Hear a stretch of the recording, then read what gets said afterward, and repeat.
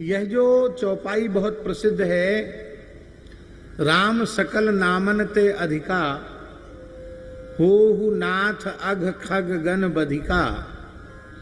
ये नारद जी ने भगवान से वर मांग लिया, इसमें यथार्थता है।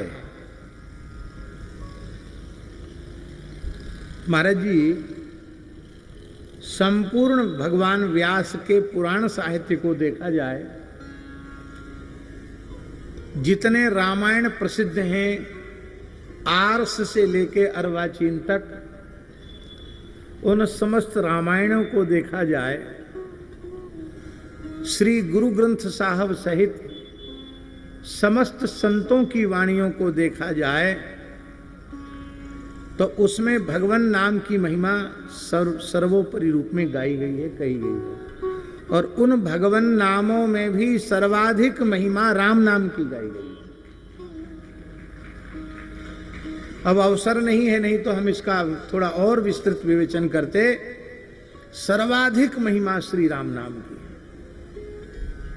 आप ब्रह्मविवर्त पुराण में देखो, स्वयं भगवान श्री कृष्ण राम नाम की महिमा का वर्णन कर रहे हैं, राधा रानी राम नाम की महिमा का वर्णन कर रही है।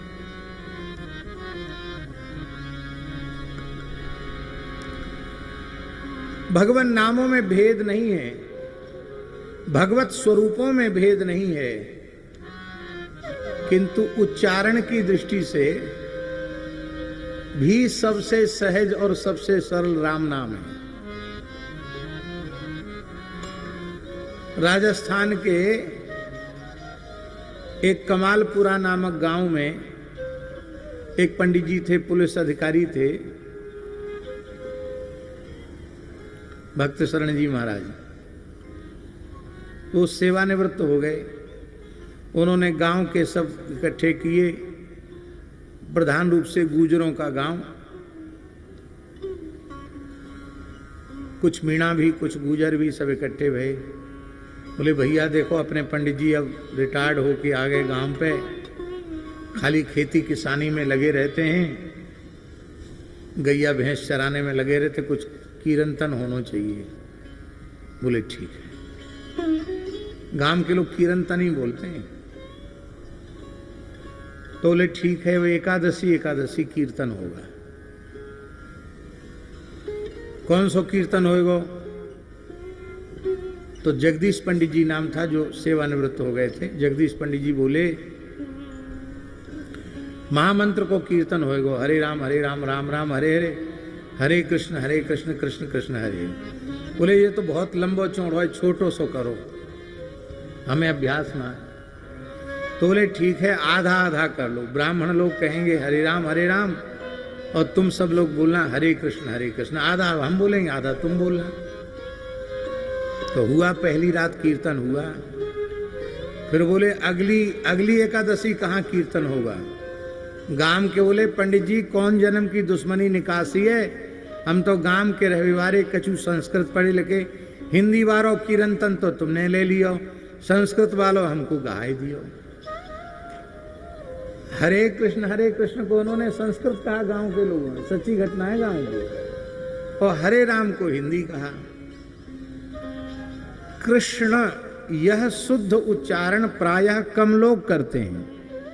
कृष्ण ये सही उच्चारण है, पर प्रायः इतनी सावधानी से उच्चारण हम लोग भी नहीं कर पाते हैं, तो सामान्य लोग कैसे करें?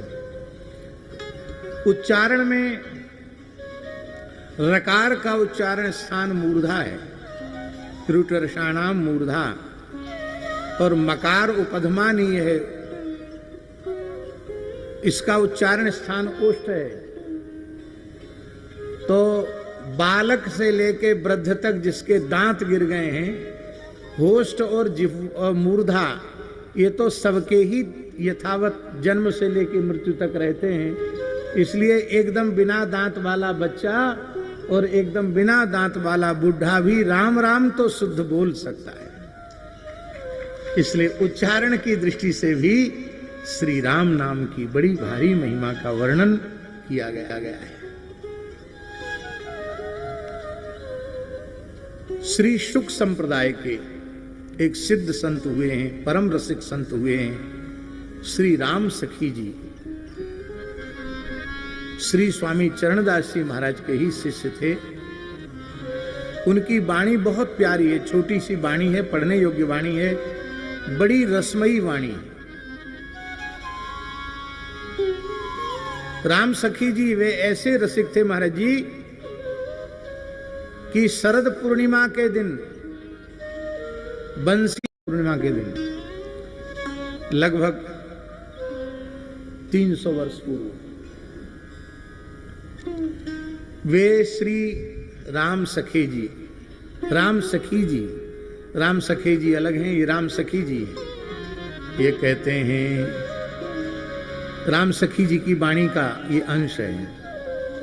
रा अक्षर श्री राधिका, रा अक्षर श्री राधिका, मां मन मोहन जान, राम नाम याते भयो, जान ही संत सुजान। बोले राम माने श्री राधा रानी और मां माने मनमोहन श्याम सुंदर, दोनों का एक जगह संक्षिप्त नाम है राम। श्री राधा मनमोहन, इन्हीं को कहते हैं राम। कितना बढ़िया भाव राम सखी जी ने दिया।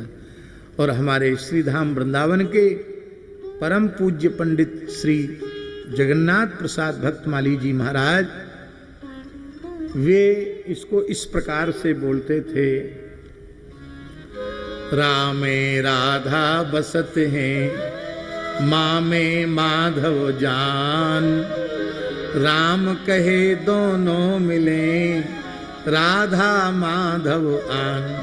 तो पंडित जी का बोला, राम कहने से दोनों की प्राप्ति हो जाएगी। और मीरा जी ने इसको प्रमाणित करके दिखाया। मीरा जी ने गुरु भाव, गुरु के रूप में श्री रैदास जी को स्वीकार किया।